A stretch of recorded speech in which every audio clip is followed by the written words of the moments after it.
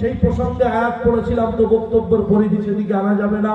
রজব মাসে নবীজির মেরাজ হয়েছিল, লম্বা কাহিনী, কতদিন ধরে হয়েছিল, তার সায়েন্টিফিক্যালি কজ রয়েছে, কত বছর ধরে হয়েছিল, কেমন ভাবে হয়েছিল, আর নবীজি কিভাবে প্রশ্নের বিভ্রান্তির মধ্যে পড়েছিলেন তার জবাব দিয়েছিলেন। বর্তমান যুগের স্যাটেলাইট ব্যবস্থা, বর্তমান যুগের আপনাদের জানা আছে আমাদের ভারতীয় একজন নারী, তার নাম হচ্ছে কল্পনা চাওলা। নাম শুনেছেন? 2008 সালে কল্পনা চাওলা আপনার উপরে গিয়েছিলেন যে গাড়িতে করে, সেই গাড়িটার নাম হচ্ছে কলম্বিয়া। তো সেই কলম্বিয়া গাড়ি আপনার দুর্ঘটনা ঘটে কল্পনা চাওলা ভারতীয় নারীর ইন্তেকাল হয়েছিল, মারা গিয়েছিল। প্রিয় হাজরিন, সেই কল্পনা চাওলার কলম্বিয়ার যে গতি ছিল, সে গতিটা হচ্ছে 1 সেকেন্ডে 9 কিলোমিটার। আর তাকে নাকি ওই আপনার 1000 দিয়ে গুণ করলে যত হয়, তার থেকেও দ্রুত গতি সম্পন্ন গাড়িতে করে আমার নবী মসজিদে আকসা, প্যালেস্টাইনে জেরুজালেমের মসজিদ থেকে আরশে আজিম পর্যন্ত, আপনার সিদরাতুল মুনতাহা পর্যন্ত গিয়েছিলেন। ওখান থেকে আরেকটা গাড়ি, যে গাড়িতে কোনো ড্রাইভার নাই, যে গাড়িতে সিঙ্গেল সিট, একটা সিটের গাড়ি, ওই গাড়িটার নাম হচ্ছে রফ। ওই রফে করে আরশে গিয়েছিলেন। আর মক্কার মসজিদ থেকে প্যালেস্টাইনে জেরুজালেমের মসজিদ পর্যন্ত নবীজি যে গাড়িটা করে এসেছিলেন, ওটা 4 চাকা প্রাইভেট কার, ওর নাম হচ্ছে বরাক। আরবিতে বারকুন মানে ইলেকট্রিসিটি, বিজলি। এই বিজলির গতিতে ওই 4 চাকা প্রাইভেট কারে করে দুজন এসেছিলেন। একজনের নাম জিবরিল আমিন, যিনি দেবদূত সম্রাট, অ্যাঞ্জেল ফেরেশতাদের যিনি সরদার, আর একজন হচ্ছে নবীদের সরদার মুহাম্মদুর রাসূলুল্লাহ। ওখানে এসে নবীদের সঙ্গে সমস্ত নবীদেরকে পিছনে রেখে ইমামতি করে আল্লাহর নবী দ্বিতীয় যে গাড়িতে করে গেলেন, ওই গাড়িটার নাম হচ্ছে মেরাজ। মেরাজ মানে হচ্ছে বর্তমান যুগের লিফট। মেরাজ মানে হচ্ছে উপরে ওঠার যন্ত্র। উপরে ওঠার যন্ত্র করে নবীজি গিয়েছিলেন। সিদরাতুল মুনতাহা পর্যন্ত গিয়ে জিবরিল আমিন বলছেন, হুজুর এবারে আপনি যান। নবীজি বলছেন, কি গো ভাই যান, এতক্ষণ থাকলে আমার সাথে, এবার যাবে না কেন আমার সাথে? বলছে, পাসপোর্ট ভিসা সব খতম, গেলে চলে যাবে আমার ডানা, আমাকে যেতে করছেন আমার রব মানা, আমি যেতে পারবো না। আল্লাহর নবী ভাবছিলেন কেমন করে যাবেন। উপর থেকে রব্বানা 1 সিটা একটা গাড়ি পাঠিয়ে দিয়েছেন, তার নাম হচ্ছে রফ। নবীর সামনে এলো, আসার সঙ্গে সঙ্গে আপনার দরজা ওপেন হলো, নবী গিয়ে বসলেন। নবীজি বলছেন, ওই ভিতরের সিটের কার্পেটের রং ছিল আপনার গ্রিন কালার, সবুজ কালার। আমি গিয়ে বসলাম, রিমোট কন্ট্রোলের মাধ্যম দিয়ে নিয়ন্ত্রিত হয়ে ওই গাড়িটি আরশের সামনে গিয়ে দাঁড়িয়ে গেল। সুম্মা দানা ফাতাদাল্লা ফাকানা কাবা কাউসাইনি আও আদনা ফাআওহা ইলা আবদিহি মা আওহা। সুম্মা দানা ফাতাদাল্লা, কাছে গেলেন, কাছে হলেন, নিকটে এলেন, এত নিকটে এলেন, কথাবার্তা হলো।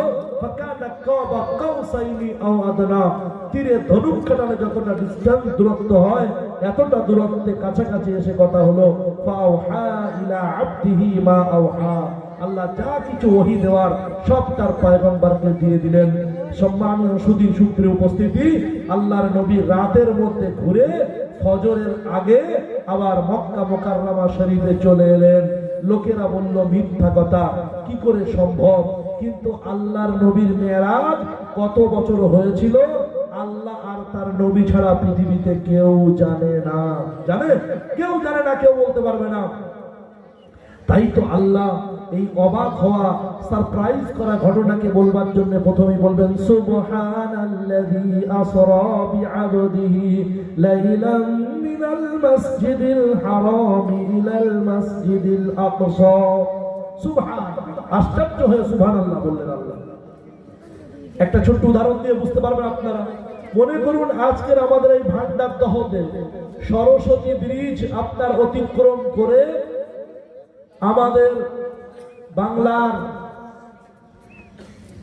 মহিয়সী গরিয়সী নারী বিদোষিনী প্রতিভা সম্পন্না নারী মমতা বন্দ্যোপাধ্যায় মহাশয়া আসবেন আপনাদের এই ভান্ডার হয়ে স্টেজে।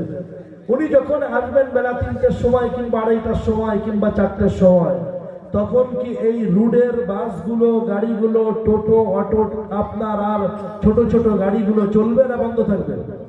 সব বন্ধ থাকবে, তাই না? ওনার যেন ডিস্টার্ব না হয়, আসতে যেন কোনো বিঘ্নতা ব্যাঘাত না ঘটে। তো আল্লাহ সুবহানাহু ওয়া তাআলা বলছেন কোরআনে কারীম পারা নম্বর 19 সূরা নাম সূরা ফুরকান পৃষ্ঠা নম্বর 4 ডান দিকের পৃষ্ঠা উপর থেকে 3 লাইনে আল্লাহ বলছেন তাবারাকাল্লাযী জাআলা ফিস সামাই বুরুজা ওয়া জাআলা ফিহা সিরাজাও ওয়া কমারাম মুনীরা। তাবারাকাল্লাযী জাআলা ফিস সামাই বুরুজা, আল্লাহ সুবহানাহু ওয়া তাআলা আসমানে কক্ষপথ নির্মাণ করেছেন। আসমানে গ্রহ, উপগ্রহ, নক্ষত্র, নিহারিকা পুঞ্জ, তারকা পুঞ্জদের চলাচলের জন্য আল্লাহ ব্যবস্থা রেখেছেন, রুট তৈরি করে রেখেছেন। ওয়া জাআলা ফিহা সিরাজা ওয়া কমারাম মুনীরা, সেখানে প্রজ্বলিত লাইট আর সেখানে আলোয় আলোয় সাজিয়ে দিয়েছেন। সেখানে আল্লাহ সুবহানাহু ওয়া তাআলা চন্দ্র, সূর্য, গ্রহ, নক্ষত্র, উপগ্রহ, ইউরেনাস, নেপচুন, আপনার ভলকান, প্লুটো, শনি, বৃহস্পতি, শুক্র, এসব সাজিয়ে রেখেছেন আল্লাহ সুবহানাহু ওয়া তাআলা, সব সাজিয়ে রেখেছেন। এখন বলুন, আল্লাহর নবী আসমান, প্রথম আসমান ভেদ করে, দ্বিতীয় আসমান ছেদ করে, তৃতীয় আসমান পার করে, চতুর্থ আসমান অতিক্রম করে, পঞ্চম আসমানকে পিছনে ফেলে, ষষ্ঠ আসমানকে নিচে রেখে, সপ্তম আসমানের ঊর্ধ্বে উঠে সিদরাতুল মুনতাহাতে টাটা বাই বাই বলে আরশে আজিমে চলছেন আল্লাহ সুবহানাহু ওয়া তাআলা। কক্ষপথে চলছে সূর্য, চন্দ্র, নক্ষত্র, উপগ্রহ, তারকারাজি। আল্লাহ রাব্বুল আলামিন সূর্যকে বললেন, সূর্য আমার নবী আসছে, রুটে চলাচল বন্ধ হতে হবে। চন্দ্রকে বললেন, চন্দ্র আমার নবী আসছে, তোকে রাস্তায় দাঁড়িয়ে থাকতে হবে, ধারে আজকে চললে চলবে না। নক্ষত্রকে জানিয়ে দিলেন, তোরা কেউ আজকে কিন্তু রাস্তায় রুটে চলাচল করে আমার নবীর আসার রাস্তাকে ডিস্টার্ব করতে পারবি না, সবাই চুপচাপ দাঁড়িয়ে যাবে, রুটের গাড়ি বন্ধ থাকবে, আমার নবী আসবে।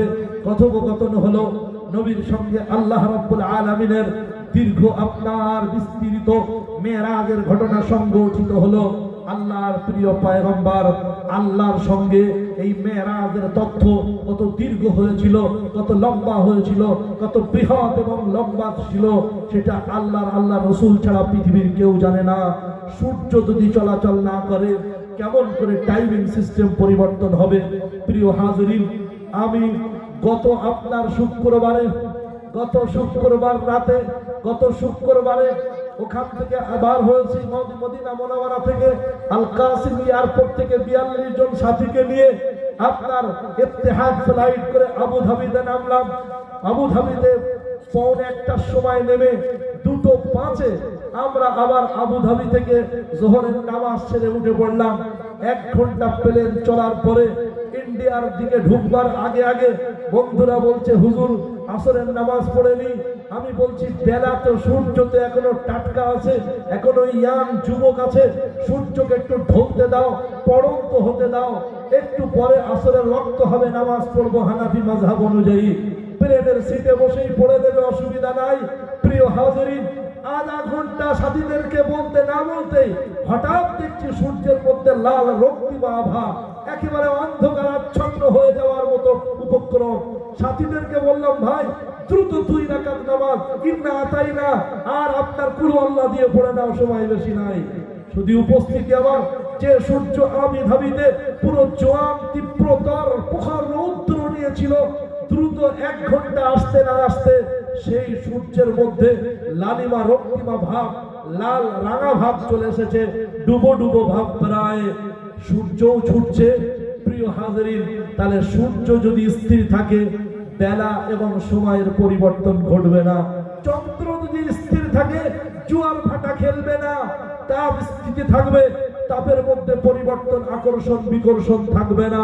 তাই সূর্য যখন দাঁড়িয়ে, চন্দ্র যখন দাঁড়িয়ে, নেপচুন যখন দাঁড়িয়ে, বৃহস্পতি ইউরেনাস যখন দাঁড়িয়ে, শুক্র শনি যখন দাঁড়িয়ে, ভলকান যখন দাঁড়িয়ে, গোটা বিশ্বের ব্ল্যাক হোলের সমস্ত সিস্টেম যখন দাঁড়িয়ে, লোকাল গ্যালাক্সি আপনার সৌরজগতের সব সিস্টেম যখন দাঁড়িয়ে, সময়ের পরিবর্তনও দাঁড়িয়ে আল্লাহর নবী তার সঙ্গে মেরাজের ঘটনা দীর্ঘায়িত হয়েছিল।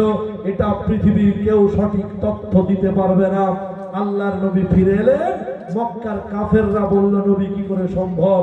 তাহলে তুমি বলো তো দেখি, মসজিদে আকসা বাইতুল মাকদিসের ডান দিকে কি ফুল গাছ আছে, আর বাম দিকে দরজার কি কালার আছে, আর বাইতুল মাকদিসে কটা দরজা আছে? নবীকে প্রশ্ন করতে লাগলো ওরা। আপনারা বলুন তো।